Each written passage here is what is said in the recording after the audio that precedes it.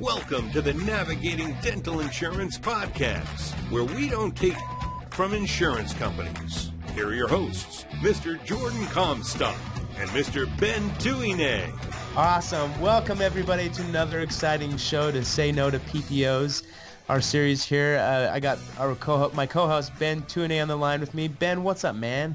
Man, I'm doing great. Jordan, how are you doing? Doing good. It's a wonderful day today. The sun is shining. I went and had a picnic at the park with my wife and daughter and today, and it was awesome, and I just can't wait for spring to be here because I was sick last week, and it was the worst ever, and I just can't wait for the warmth to come. I know. It's here somewhat today. Like I'm here in Lehigh, today. Utah. You're in Saratoga Springs. Yeah. So today's, just for reference, is March 8th. It's sunny outside. It snowed. When did it snow here? It was just last week, a few days ago. It came down really hard. It's bad, yeah. But now it's back up to the 40 degrees. My grass is starting to turn green. My neighbors hate me because my grass is like a rich dark green. Oh, nice. And I put all kinds of fertilizer and stuff in there to keep it healthy. And it stayed green all throughout the winter. Are you serious? I want to know what you're using because my grass looks horrible right now. I just give it some Viagra, and it works. There we go. That's what I'm going to try doing now. Yeah, give it a try. No, just kidding. I'm too young for that stuff. But awesome. So today we're going to be talking about material fees, right, Ben? And it's just a conversation between me and you. Yeah. Our mics have been dusting up. Jordan and I have been so busy, but we want to dedicate our time to this podcast. And our next guest, we've had a lot of people contact us to be guests on our program, but we have to stick with the integrity of insurance. And we just can't bring somebody on to talk about 401ks, although we'd love to have other people talk about those other aspects. But keeping the theme pure to insurance is our objective, and it's the reason why a lot of our listeners reach out to us and listen to our podcast is because of the insurance knowledge that we share. So Jordan, I got several listeners emailed, and they asked Ben, they would read things on my website or YouTube videos and hear from other doctors about when you're a PPO doctor, is it okay or is it even legal or within your insurance contract to charge a patient a cosmetic fee or an upgrade fee or a material fee or anything of that nature, a lab fee? And of course, the answer to that is it just depends on the insurance company. Yep. Now, Jordan, you on the lab side, is it your father that still owns the lab? Yeah, my father and my twin brother manages the lab, and I obviously they call me and I help them with some marketing ideas and stuff. But yeah, I have that experience. So you're familiar with just basic functional dentistry. Functional dentistry is just like what you and I talked about before we hit record was, the CEREC machine. So can you talk about let's get into that, and then I'll explain the lab fees and material fees and how you can do that if you feel that you might need to do it. So, what was that you said about the CEREC machine when people cut them? Yeah, well, we were talking about quality of restorations, right? Yeah. Before the call. And obviously you can send your crowns to a lab and they can make it there however they make it, or they can outsource it to China. Yeah. Or you can use the amazing tool with the CEREC machine, which I used when I was at the lab. We actually bought one, the latest one, when I was there, and it was a fantastic tool. But I noticed that a lot of practices that were using it in-house were kind of cutting corners on quality, and this is where I think we were talking about the beginning, where you can take a zirconia crown with the CEREC and make it in minutes, but then you got these practices that weren't even here locally. I'm saying, I don't know in your state, but locally I noticed that some practices were just taking zirconia crowns. They weren't adding any shading or anything or stain to the crown. They just were putting it in the milling machine, milling it out, and then putting it in the furnace and sintering it, and then putting it in the patient's mouth. And it's just chalk white. It's not aesthetic. It looks horrible. But then the doctor would just say, "Oh, these are their strongest crowns available, but they just don't look good." But that's not true. you can with zirconia, you can stain it and you can dip it in a liquid, at least the process that I'm familiar with, and make it actually look good. And the longer that it's in the furnace, it becomes a little bit more translucent. But it's definitely, a lot of people cut corners, and that's kind of what we're talking about today, Ben. Yeah. With material fees. Yeah. Remember, we were at Weber State University a couple weeks ago. Uh-huh. And remember when I posed a question to the doctors, why is it that high quality dentistry is not found in the PPO practice these days? Why is it that many doctors are going to these very cheap online labs? And you remember the answer. A lot of doctors said, well, because insurance doesn't pay that much. There's no way we can afford to do master ceramic level work at the prices that we're getting from insurance carriers. And I totally understand that. But the problem with the perception in the insurance industry or the dental industry as it pertains to insurance is that many doctors think that whatever insurance says, that's the rule. That's what you have to follow if you're an in-network provider. Yeah. But that's not the case. So I can't remember if I told the story about my brother or not. When my brother went to get a crown, I referred him to a friend of mine in Salt Lake City. He went in and got a crown, and then that crown eventually cracked. And I mean, it was what you described. It was chalk white. It was ugly. The occlusions were off.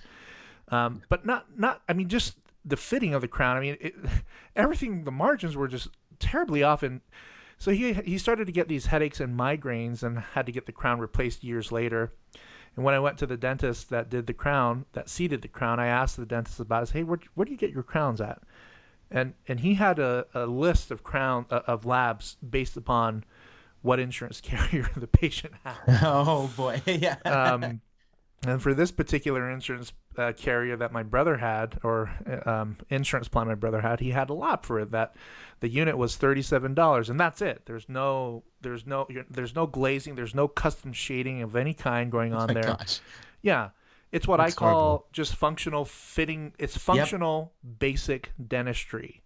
Yep. And that's how most doctors view clinical, or at least the crown work, when it comes to participating with an insurance plan in this state where they're only paying $550 for a unit. I mean, excuse me, for a single crown. Yep. And it's not, and the worst, the next level is that they're downgrading a crown. So I got a comment, an email this morning from a Salt Lake dentist, as well as a North Carolina dentist, saying, Ben, we're noticing that the insurance carriers are downgrading from 2740 porcelain all ceramic down to 2791, which is full cast base metal. And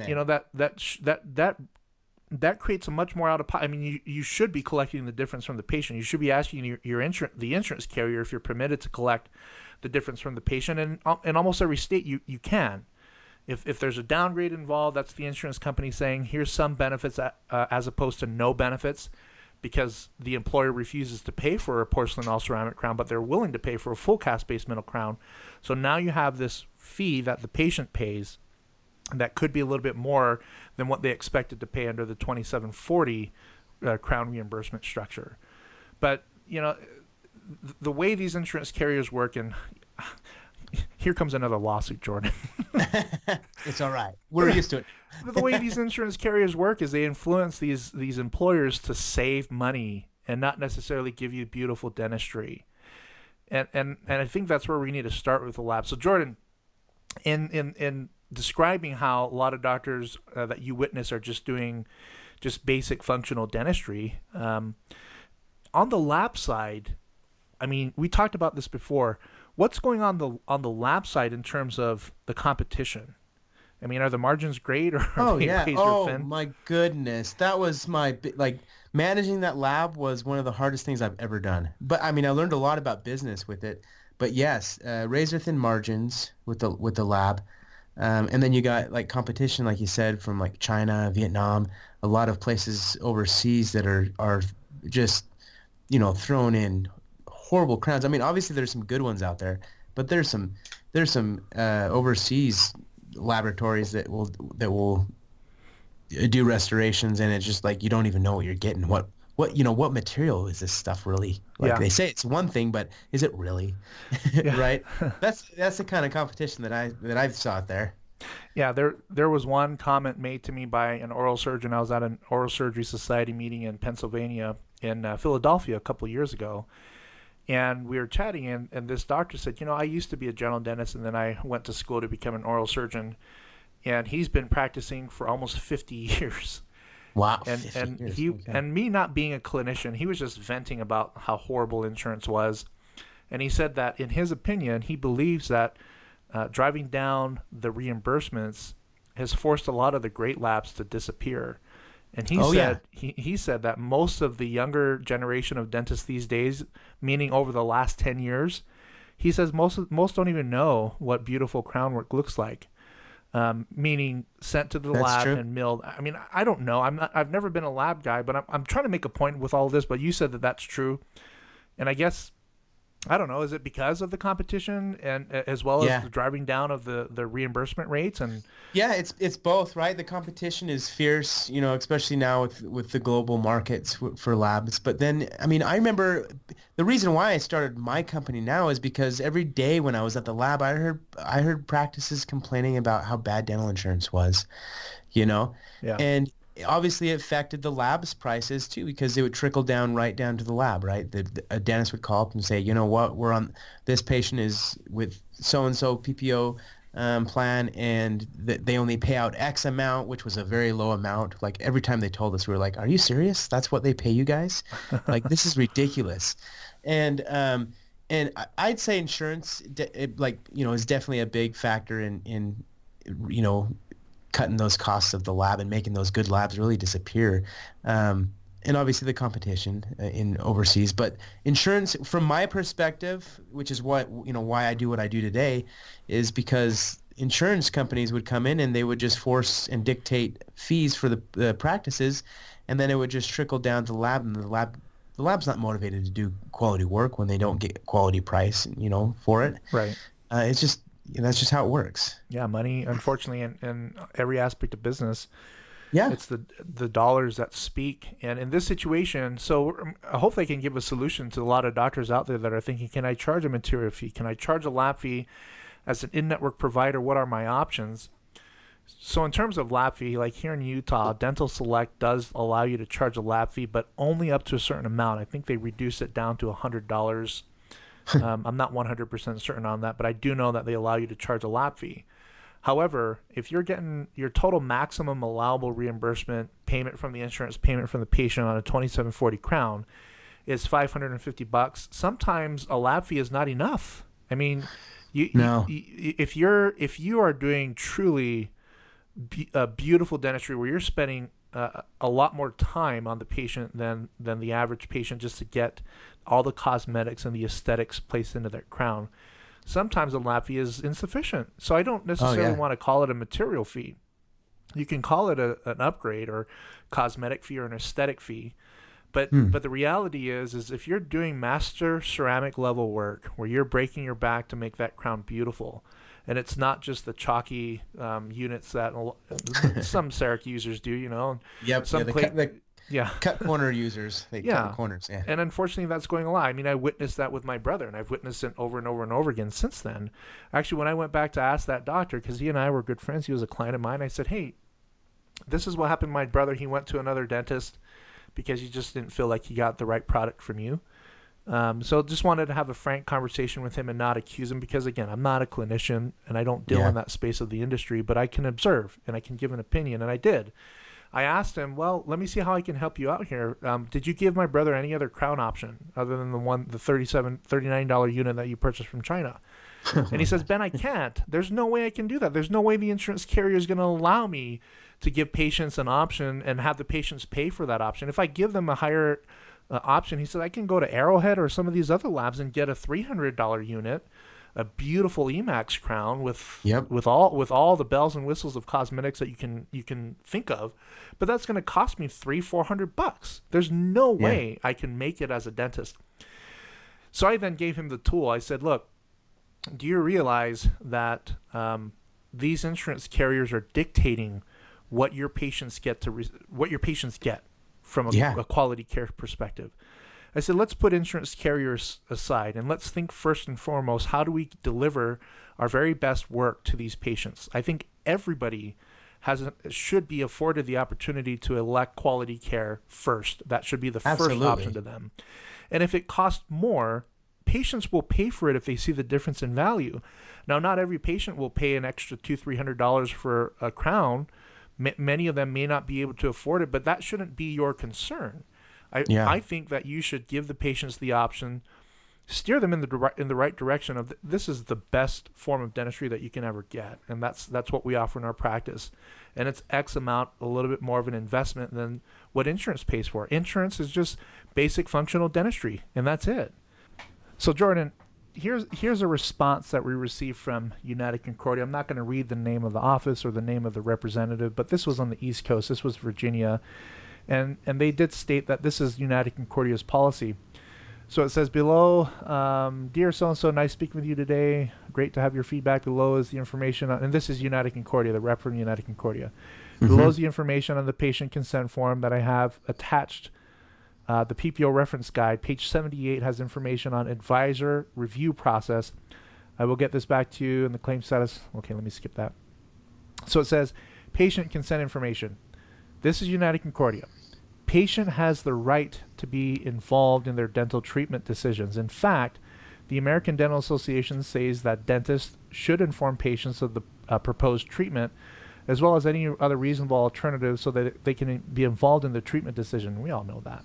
Oh, yeah. In cases where treatment is denied by United Concordia on the basis that it does not meet our clinical criteria for benefit, a participating provider cannot bill the member for treatment charge unless, here's the key, unless they have a signed informed consent from the patient. The informed consent is an agreement in writing between the patient and the dentist that includes, and here are the bullet points, the specific proposed treatment, any reasonable alternatives to that treatment, a clear understanding by the patient that a benefit for the requested procedure has been denied through the predetermination process and why, the amount that the patient is agreeing to pay if they decide to proceed with the denied treatment, the patient's agreement to proceed with treatment. So both dentist and patient must sign this and date this. And this is actually in their policy manual. So basically, I called this United Concordia representative and I said, well, this is a state that has a non-covered service law, which means that if a doctor chooses to charge for something like teeth whitening or anything that's cosmetic in nature that they may add to the crown, in the same policy manual, it says United Concordia will not pay for any dentistry, any crowns that include cosmetics, or won't pay for the cosmetic portion of any crown. They'll pay for the crown if it's indicated decay and other reasons clinically. But I asked her, so if a patient then, according to this policy, said, hey, I want on number 9, on an anterior tooth, I want a beautiful crown. I spent $3,000 on cosmetics and veneers and everything to make the rest of the smile and look great. And number 9, I'm not going to have just a basic crown. I want a beautiful crown. Yeah, I do. And the doctor says, well, here are your options. Your insurance will pay for this, but if you want a beautiful crown that looks just like your other teeth, it's going to cost you at least an extra $500. And that includes this, and this, all these cosmetics that are listed. And I asked United Concordia, so above and beyond their standard copayment, if a doctor is going above and beyond, or the patient requests that the doctor go above and beyond the standard basic form of fitting dentistry, that a functional dentistry that United Concordia pays for, is the patient entitled to pay for a better product? And you know what they said? What did they say? Why not? They said, why not? It says, they said, American Dental Association says that patients should be involved in the decision to accept treatment. Of course, it's the patient's decision in the first place. Oh, absolutely. But they said, if a patient wants gold in their mouth, wants diamond studs in their crowns. Yeah. United Concordia is not going to pay for that. That is. I have a quick story on that. Sorry. No. We saw lots of weird things when I was at the lab. We had a guy come in and, well, I got 2 stories. It's dealing with cosmetics. Obviously, insurance would not pay for this, but this is what the patient wanted, right? Guy came in and was speaking to one of our doctors that we worked with, and I think was getting a crown on one of his front teeth. I think it's one of his centrals, and he's like, "Okay, when I get the crown in, I want you guys to put a gold inlay of a banjo in my front tooth. A banjo. He's a banjo player apparently. That's awesome. And he paid extra for it. Gold obviously is expensive, right? And had to have a gold inlay in most of the tooth. It was butt ugly, Yeah. but he was willing to pay for it, right? And obviously insurance didn't pay for it. And then we had another guy. This is just a weird one. We never ended up doing this, but when I was at the lab, this guy brought in an old elk tooth, right? And he's like, I want you, like a bunch of them actually, not just one, like a bunch of them. He's like, I'm getting some dentures, and I want you guys to, I want you guys to work with my dentist and take these elk teeth, carve them into normal, like human teeth, and put them in my denture. Right? I was like, what? This is the weirdest thing I've ever seen. And he was dead serious. He wanted, and they were stunk, right? These elk teeth out, you can imagine they're a wild animal. Right. And he wanted them ground down and shaped into human teeth, which you can't do because it's you grind it off and it's you can't do it. But it was the weirdest request ever, and he was willing to pay for it because he wanted to have elk teeth. Yeah, I mean those are awesome examples. I mean see, these are requests that patients come in and they want something that's more above and beyond what standard dentistry provides or good quality dentistry provides. Yeah. But when you have to make a recommendation to a patient, I can't stop laughing about that.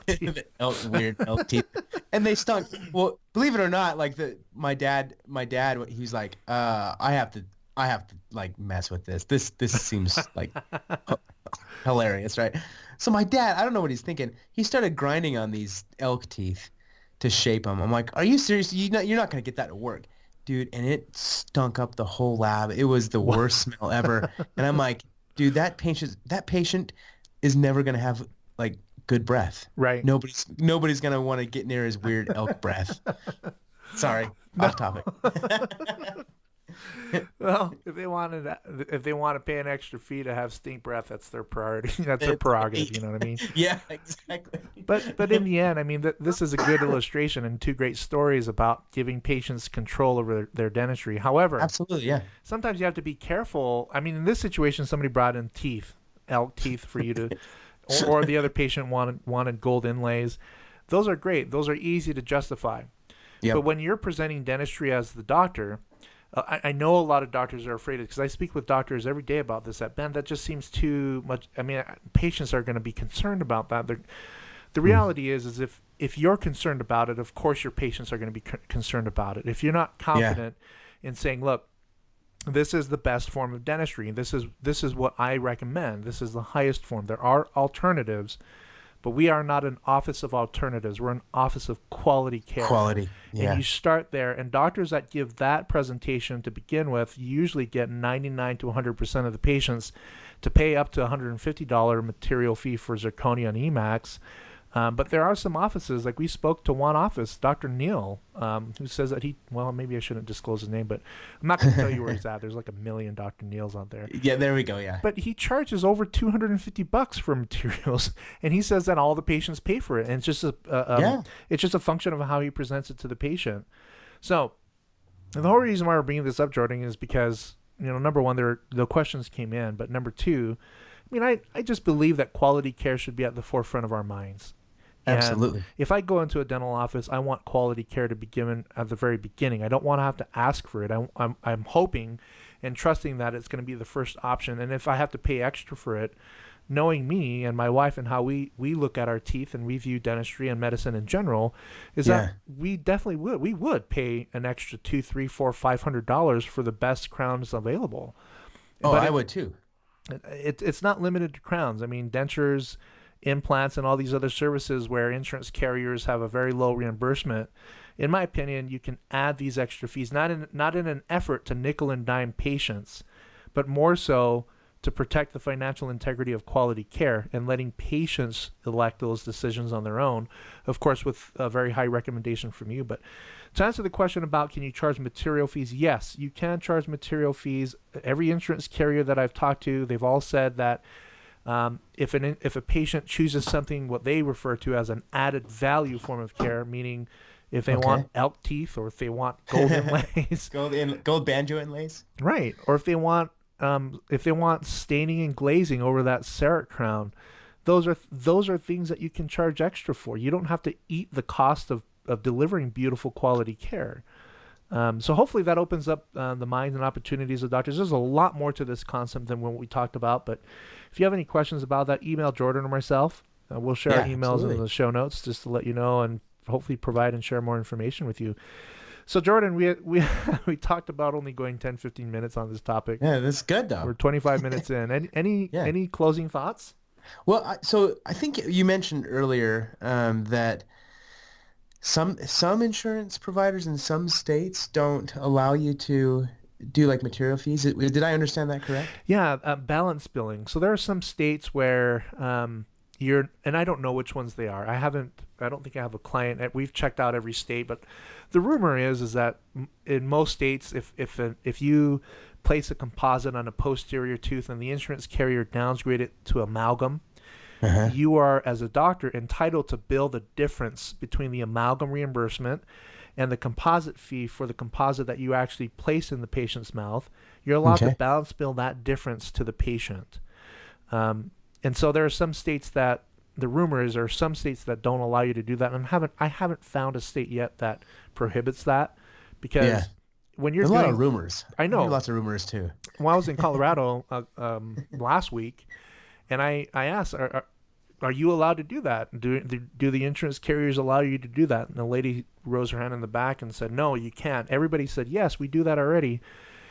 And she cited some law stating that in Colorado you're prohibited from balance billing patients. And when she read the law to me, it's balance billing against standard office fee. Like if if an insurance company downgrades composite to amalgam, you cannot balance bill the amalgam up to the standard office fee. You can balance bill up to the PPO fee for the composite for whatever surface that you placed on the patient's tooth. So, yeah. But anyway. Awesome. I think this was an awesome episode, Ben. Those are my closing thoughts. Any other things that you're thinking about? Well, I just want to reiterate the fact that we can't let insurance carriers control our lives. We just need to understand them better. In the end, patient election is what's key. But more important than all of that is that we all need to get off of insurance, get out of this trap, build an aggressive in-house membership program, negotiate your fees. Absolutely. Check out alternative insurance programs out there that compensate competitively. Can't speak today. No worries. Against the traditional PPO and HMO model. And we'll bring more of these topics up, other alternative plans that you can take a look at, as well as Jordan's going to talk about a series on building a more aggressive dental membership program and mistakes that you want to avoid when building that program. And perhaps we'll have those future episodes on building in-house membership programs and reducing dependency on dental insurance. We'll hit on more of those topics over the next several series. But Jordan, thanks for taking time today. It was a fun, hopefully informative podcast episode, and we hope to hear some great comments from our listeners, and wish you a great day and wish everybody a great day as well. Awesome. And that's it, folks. We'd like to thank you, the listener, for making this podcast happen. We are a young podcast, but we are growing at a fast rate. In 3 months alone, we've captured over 20,000 listeners, and our support is growing day by day. One way that you can show your support for our podcast is to simply tell a friend about us. If there is an episode that you enjoyed, feel free to share it. Also, if there is a certain insurance-related topic that we haven't covered just yet, we'd love to hear about that. Please email us and send us a request at help@veritasdentalresources.com. Veritas is spelled V as in Victor, E-R-I-T as in Tom, A-S. help@veritasdentalresources.com, and we'll make sure to include that request in our next and future episodes. Again, thank you for your support, and we wish you the best of success.